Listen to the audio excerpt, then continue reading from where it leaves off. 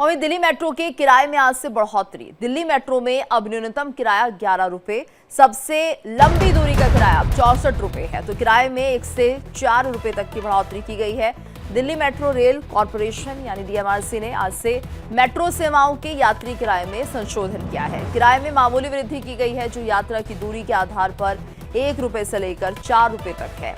Airport express line के लिए अधिकतम 5 रुपए की वृद्धि की गई है। तो डीएमआरसी के मुताबिक परिचालन लागत और बेहतर सेवाओं को बनाए रखने के लिए किराए में बढ़ोतरी जरूरी थी। तो किराए में 1 से 4 रुपए तक की बढ़ोतरी दिल्ली मेट्रो में दिखाई देगी। दिल्ली मेट्रो के किराए में थोड़ी बढ़ोतरी की गई है, ये मामूली बढ़त है। और अब दिल्ली मेट्रो का न्यूनतम किराया 11 रुपए होगा, यानी किराए में 1 रुपए से लेकर 4 रुपए तक की बढ़ोतरी की जा रही है।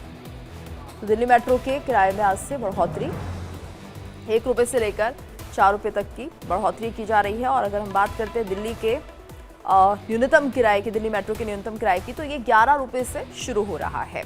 और अधिकतम किराए की अगर हम बात करें तो ये 64 रुपए है, यानी कि किराए में 1 से 4 रुपए तक की बढ़ोतरी की गई है।